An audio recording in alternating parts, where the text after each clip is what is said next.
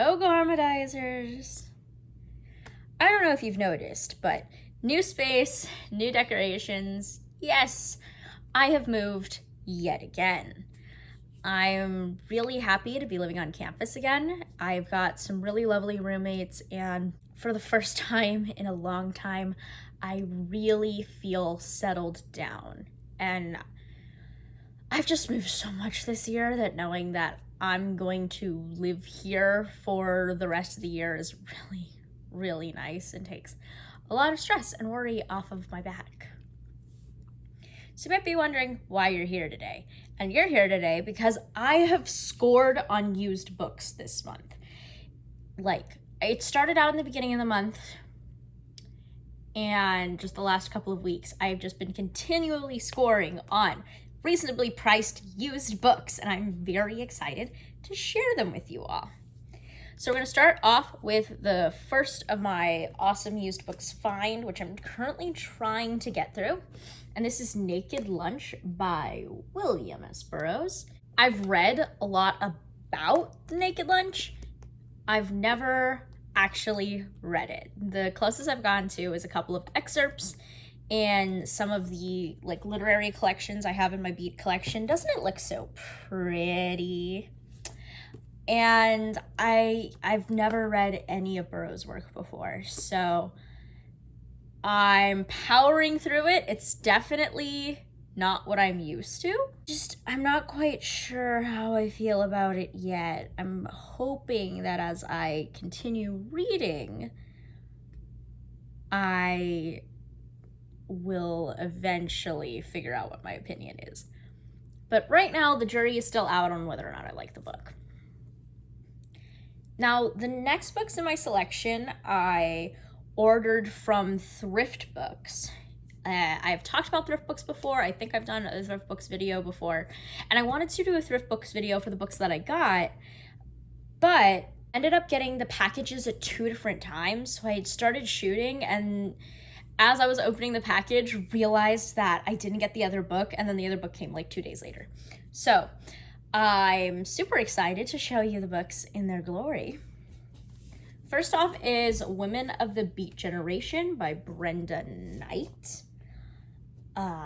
The afterword is done by Ann Charters, who also wrote Beat Down Your Soul, which is a book that I have and I've talked about a lot because I like it as a really good comprehensive look at the Beat Generation from several dozen different writers and also critics and people that knew them. I really enjoy that book, and so seeing her name on this makes me really excited to read this. I've yet to read anything by Brenda Knight, but I am excited about reading this. It's been in my wish list on Thrift Books for ever, and I think a copy of it recently became available when I was on there, and I was already ordering some books for another project that I'm working on. So I just decided I'm just gonna get it. I'm just gonna get it because who knows when another copy is gonna become available. And once again, Thrift Books has really good prices, but sometimes they'll get a book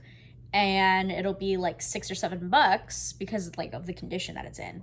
And then it'll be a couple of months and then they'll get a new copy, but it'll be a new copy. So it'll be $20 or whatever, the actual listed prices.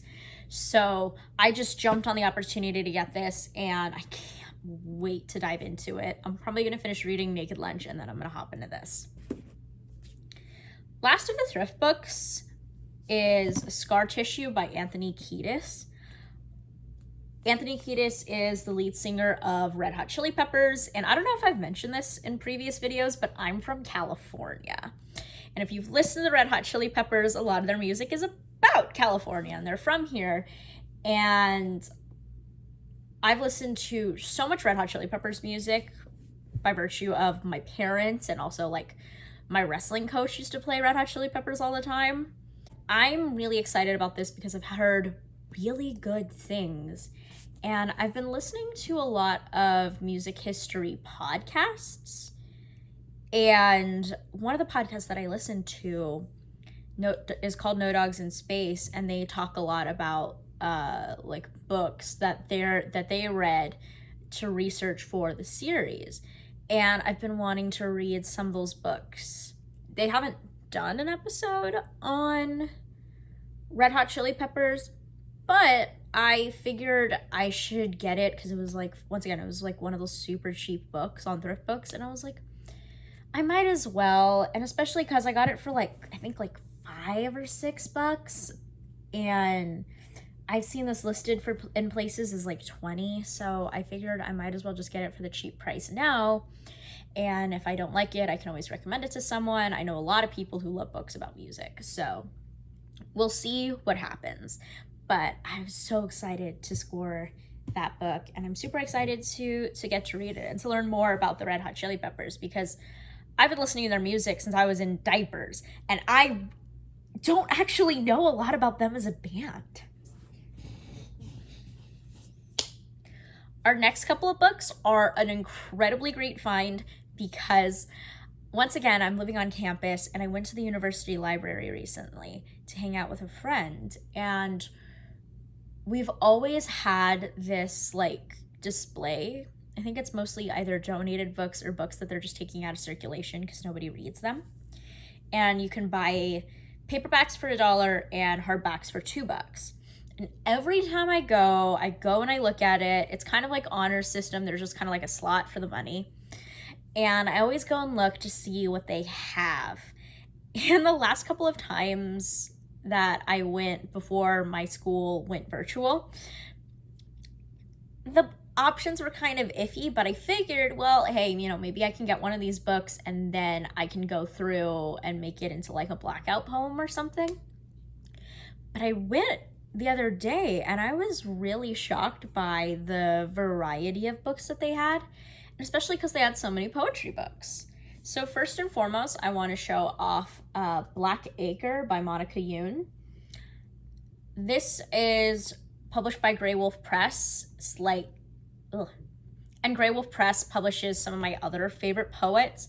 So I kind of am expecting a high quality of writing from it, but also, I've never heard about anything by this writer, and I figured it might be interesting to give her a try.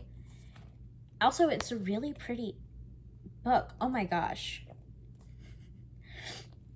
I didn't look through this book beforehand, but it's actually signed. That's amazing. Oh my gosh. But yeah, like I kind of like flipped through the pages, but I hadn't seen the front. But yeah, this is a signed copy. Wow. This is the third time this has happened to me. Breathe, Perez, breathe. I also picked up this thriller, Then She Was Gone by Lisa Jewell. I don't really know anything about this writer, but I do know that I like thrillers, and if it's good, then I picked up a really good thriller for a book that I could probably pass along to one of my family members, because like my mom loves reading thrillers. My sister's kind of at that age where she likes thrillers and stuff. And if it's not, I'm constantly like going to those little book libraries and switching out my books, because that's one of my favorite ways to get new books, and also get rid of books that I'm not going to read again. This is another poetry book, and this is Song of the Siren, Tales of Rhythm and Revolution by Dana Bryant. Once again, this is not a poet that I'm familiar with, but I'm excited because I love poetry. I love reading new authors that I haven't read before. And on the back, part of the blurb is that it says, an artist in the tradition of Ntozake Shange, Nikki Giovanni, and Toni Morrison.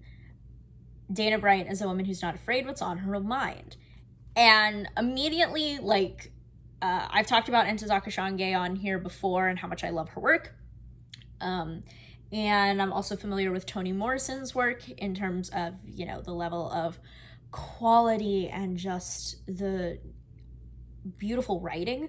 So I'm excited to read this because, you know, those are already authors that I know I love. So if she's being compared to them, it's solid. I'm going to definitely check it out.